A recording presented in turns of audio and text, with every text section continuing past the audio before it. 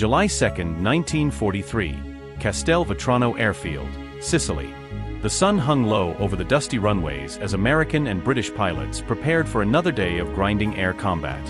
In the distance, the rhythmic growl of engines echoed across the sky. Among the squadrons stationed there was a group few outside the base took seriously, the 99th Fighter Squadron, better known by a name whispered half in curiosity, half in doubt, the Tuskegee Airmen. As one P-40 Warhawk climbed into the warm Mediterranean air, few believed its pilot, a 22-year-old from Brazil, Indiana, would make history that morning.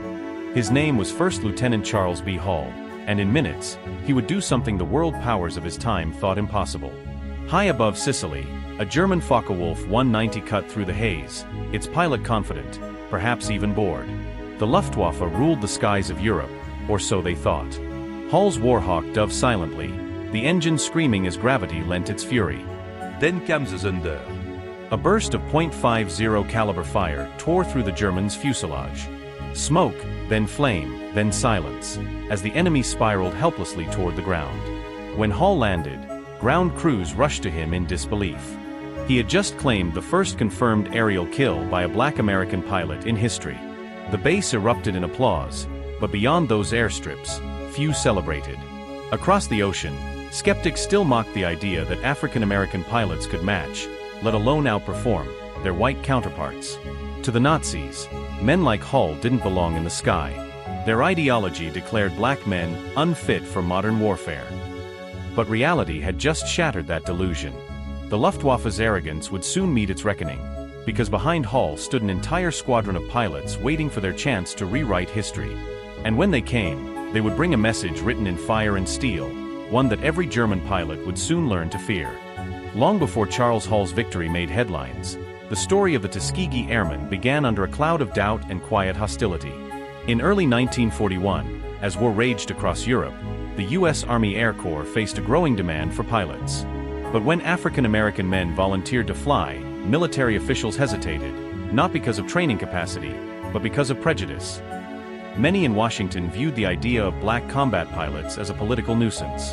To silence growing calls for equality, the Army reluctantly created a separate training program in Tuskegee, Alabama. The plan was simple and shameful. Let them try, let them fail, and when they do, we can finally prove that black men don't belong in cockpits. What they didn't expect was what came next, the newly built Tuskegee Army Airfield. Hundreds of eager recruits arrived from across the country, college graduates, mechanics, and dreamers, all determined to prove a nation wrong. Under the burning southern sun, they learned to fly in aging biplanes and worn-out trainers that other bases had discarded. Their instructors were strict, the resources scarce, and the scrutiny relentless. Every maneuver, every takeoff, every landing was watched, not with hope, but with the expectation of failure. Yet, through sweat, discipline, and unshakable determination, they began to excel. By mid-1942, the first class of pilots had graduated. The experiment that wasn't supposed to succeed was already doing the impossible. Back in Washington, nervous officials searched for excuses. Some called the results a fluke, others said the men weren't ready for combat. But overseas, the Allies were bleeding, and someone had to fill the skies. The 99th Fighter Squadron was soon ordered to North Africa. It was time to see if the Tuskegee experiment could survive the test of war. The Germans had no idea that the next pilots they'd face would be unlike any they had ever encountered, men who had fought prejudice before they ever fought the enemy. April 1943. The North African desert stretched endlessly, a landscape of heat, dust, and death. The Allies were pushing the Axis back toward Tunisia, but the skies were still contested. German and Italian pilots ruled them with confidence born of experience. Into this crucible flew the men of the 99th Fighter Squadron, the first black combat pilots in U.S. history. Their aircraft, the Curtiss P-40 Warhawk, was tough but outdated, slower than the sleek Messerschmitt Bf-109s and less agile than the deadly Focke-Wulf 190s. But for these new American pilots, failure was not an option. Every mission was more than a battle against the enemy. It was a battle against the doubts of their own country. When the Tuskegee men arrived, whispers spread through Allied bases, "They won't last a week." Some white commanders refused to fly alongside them. Others openly mocked them as a political experiment. But in the skies above Tunisia, those words would soon vanish in the roar of .50 caliber gunfire.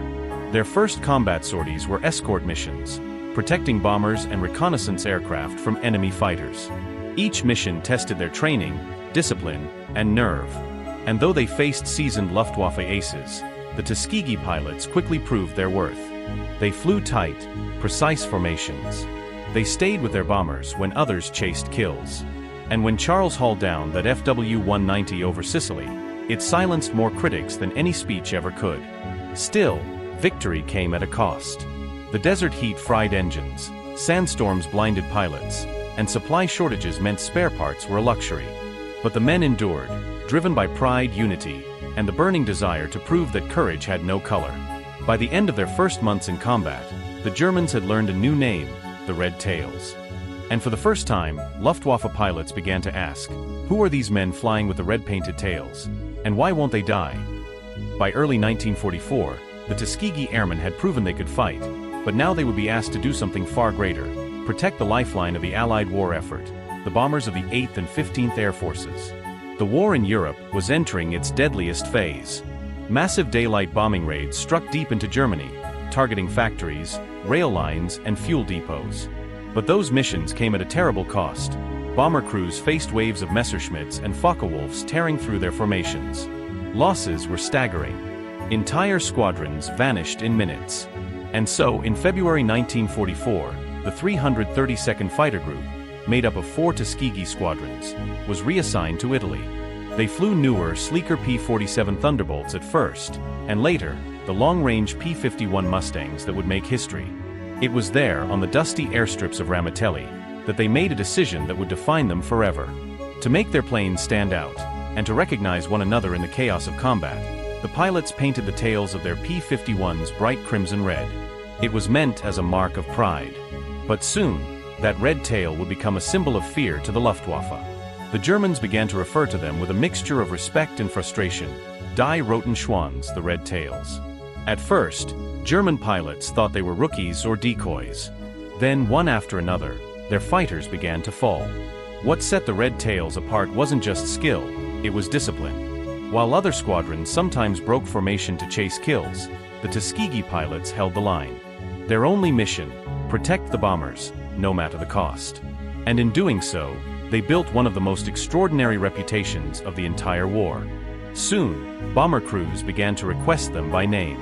If you want to get home, one pilot said, pray for the Red Tails to be on your wing. That prayer was about to be answered, again and again, over the heart of Nazi Germany. Spring 1944. The skies over Europe were no longer blue. They were thick with smoke, flak, and fire.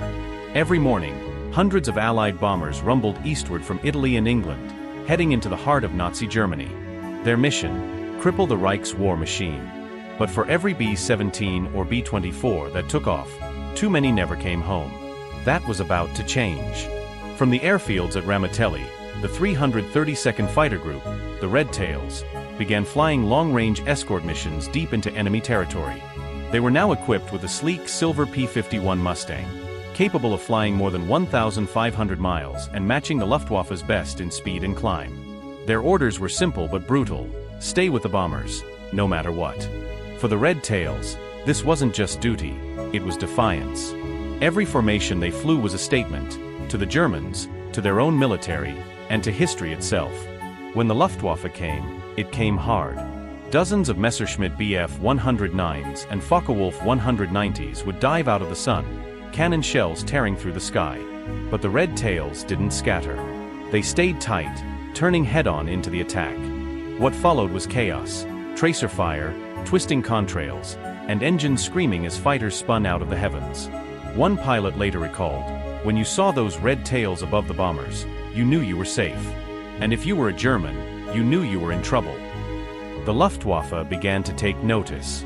Intercept reports described highly aggressive American units with unusual discipline. Some even claimed they were an elite white squadron. They couldn't believe black pilots were behind those kills. But the truth was now undeniable. In just a few weeks, the Red Tails had destroyed dozens of enemy fighters. Without losing a single bomber they were assigned to protect. In the corridors of the U.S. Army Air Forces, eyebrows began to rise. This was no experiment anymore. This was excellence, and the skies over Germany would never look the same again. July 18, 1944. The target, a sprawling industrial complex near Munich, the heart of Germany's aircraft production. Hundreds of B-17 bombers droned northward, their wings glinting in the sunlight, their bellies heavy with bombs. Escorting them, flying high and silent, were the red tails of the 332nd Fighter Group. For weeks, rumors had spread across the Luftwaffe's ready rooms. There's a new American squadron in the skies. They don't break formation, they don't run, and they paint their tails red. The German High Command wanted proof. That morning, they would get it. As the bomber stream crossed into enemy airspace, the sky erupted. Dozens of Messerschmitt Bf 109s and Focke-Wulf 190s dove from above, cutting through the formation like wolves into sheep. The air filled with black bursts of flak and the crack of machine guns.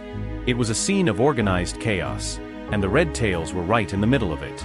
Captain Roscoe Brown, flying his silver Mustang Bunny, spotted 3 Me-262 jet fighters streaking toward the bombers, Germany's newest, most terrifying weapon. Without hesitation, he broke formation, throttled forward, and dove head-on into the attack. Against all odds, he lined up his sights and fired. One jet exploded in midair, disintegrating before it could reach the bombers. Brown had just achieved what many thought impossible, one of the first jet kills in history. All across the sky, similar duels unfolded. German fighters fell one after another. By the time the smoke cleared, the red tails had shot down 12 enemy aircraft and driven off the rest, without losing a single bomber. When the surviving bomber crews landed, they told everyone what they'd seen. "Those red tails," one said, "they never left us. Not for a second." The legend was born that day, not of the experiment that succeeded, but of the warriors who refused to fail. The Luftwaffe still ruled much of Europe's sky, but now, they knew there was one group they could not intimidate, could not outfly, and could not defeat. Why late 1944, the skies over Europe told a different story. The red tails were no longer dismissed as an experiment. They were a force, disciplined, deadly, and trusted by the bomber crews whose survival depended on them. Every mission they flew was a statement, not just of skill, but of defiance. Against the Luftwaffe's elite aces, against the odds of outdated planes, and against the silent prejudice that shadowed them even in victory. At debriefings, white bomber pilots began asking for the same thing before every flight: "Give us the red tails." Their reputation had become legend. German interceptors that once dove boldly into formations now hesitated when crimson tails appeared on the horizon. Word spread through both sides of the front. The Schwarz-Vogelmännchen, the Black Birdmen, were a unit that never abandoned their bombers, even under fire. But glory came at a cost. Behind the headlines of heroism were quiet funerals and folded flags. 66 Tuskegee pilots would never return home. 32 were shot down and captured, enduring months in German prison camps. Many faced cruel irony, treated with more respect as prisoners of the Nazis than as citizens of their own country. Lieutenant Alexander Jefferson, one of those captured, later said, "In that German camp, I was treated like a soldier. Back home, I'd still be treated like a problem." Yet they pressed on. Each sortie, each kill, each bomber brought home was an answer to every slur, every doubt, every insult whispered in training halls years before. They had proven themselves to the world, but America wasn't ready to believe them yet. Their battle for equality had only just begun. They fought with courage in the skies above Europe, but their second war waited on the ground. The Tuskegee Airmen faced not just the enemy's firepower, but America's prejudice. When they returned from missions over Berlin or Munich, the same men who had risked their lives for their country were still forced to eat in separate mess halls. Some bases refused to let them use white officers' facilities. Even the medals pinned to their chests couldn't protect them from segregation.